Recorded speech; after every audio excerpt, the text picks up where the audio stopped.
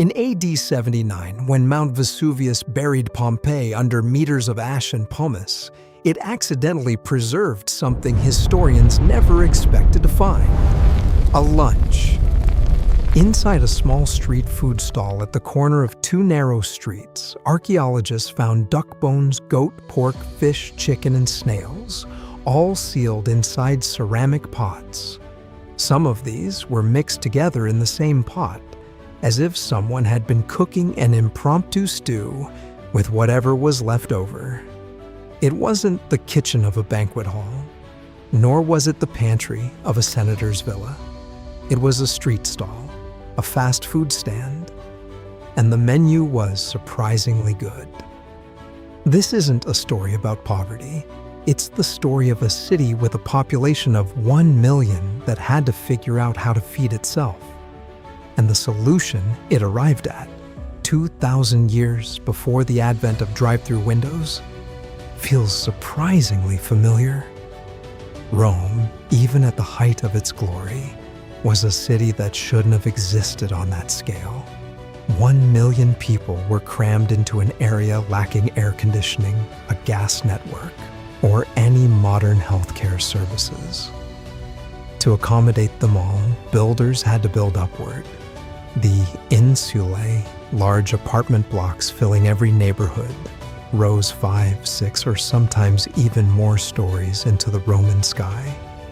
The wealthy lived on the ground floor, thick stone walls, direct access to the street, and proximity to public fountains fed by aqueducts. The poor, however, had to climb higher, and the higher you went, the greater the risk of the building collapsing. Wooden frames, adobe, unfired clay, materials where the cost of building was cheaper than the cost of losing them.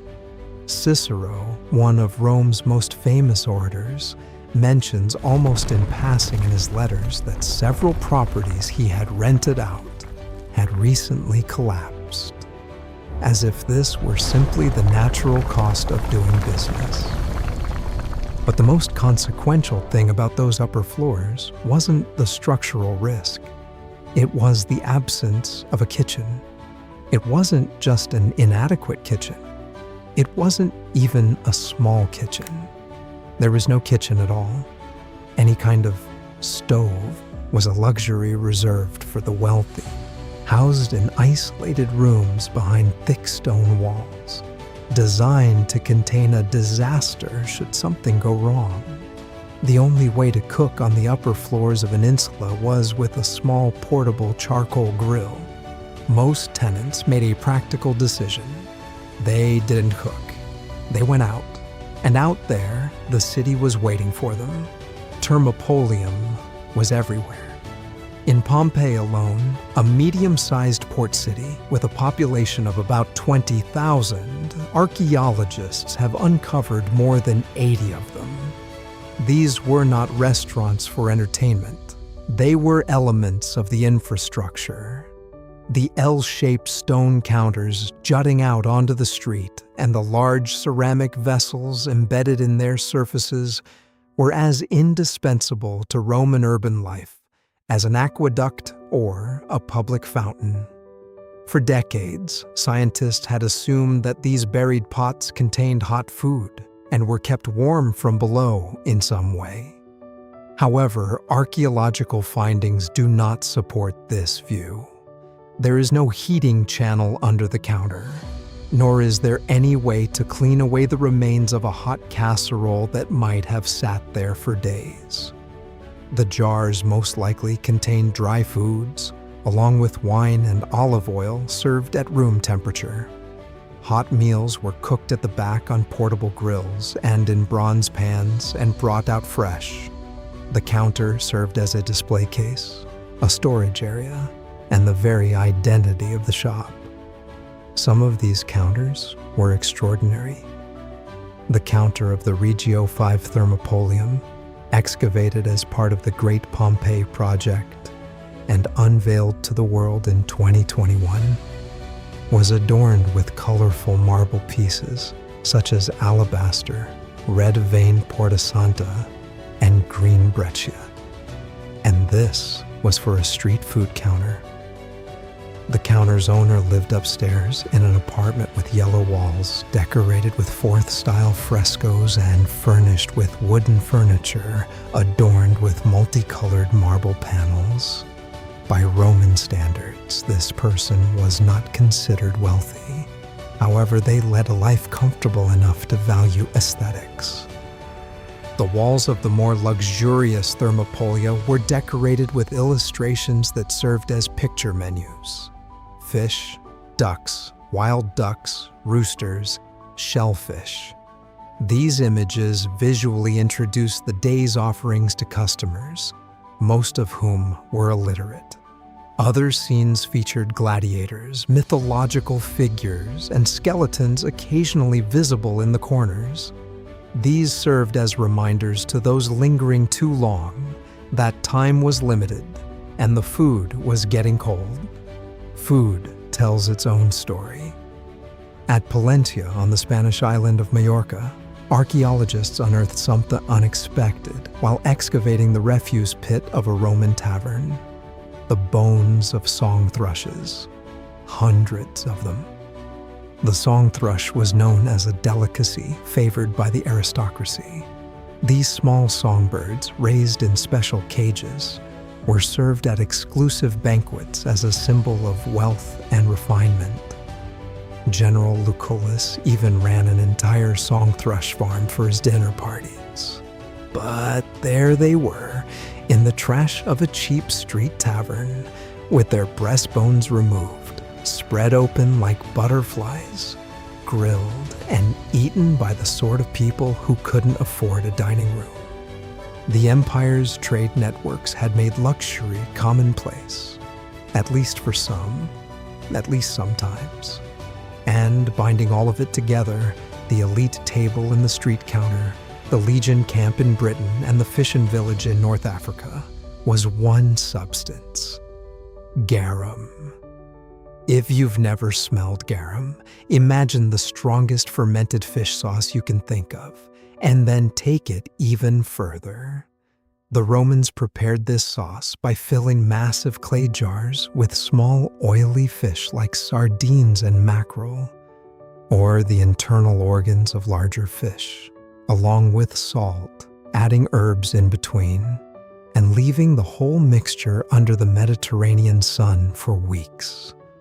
The salt prevented the kind of bacterial decay that could kill a person.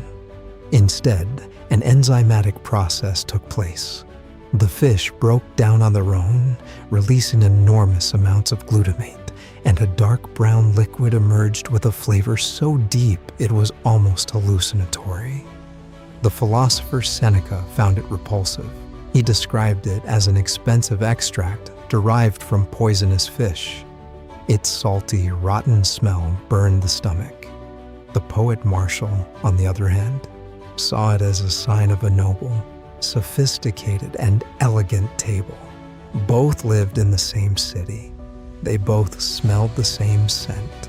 Garum had its own unique class system. The first pressing was clear, golden in color, and intensely aromatic, and was bottled in small bottles for the wealthy. The sediment that settled at the bottom, known as alec, was scraped out and sold cheaply. Were you too poor to live in a room in an insula on the upper floor? You could still afford alec. Price lists that have survived to this day show that by volume, it was cheaper than ordinary wine. A soldier on the northern frontier, a tenant in an insula heading to a Thermopolium, a senator reaching for a silver flask at dinner. All of them, though in varying quantities and qualities, were eating the same fermented fish.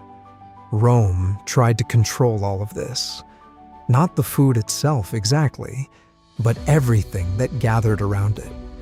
Taverns and Thermopolia were places where people met, where workers compared their wages and complaints, where freed slaves found one another years later, and where political dissent could take a breather.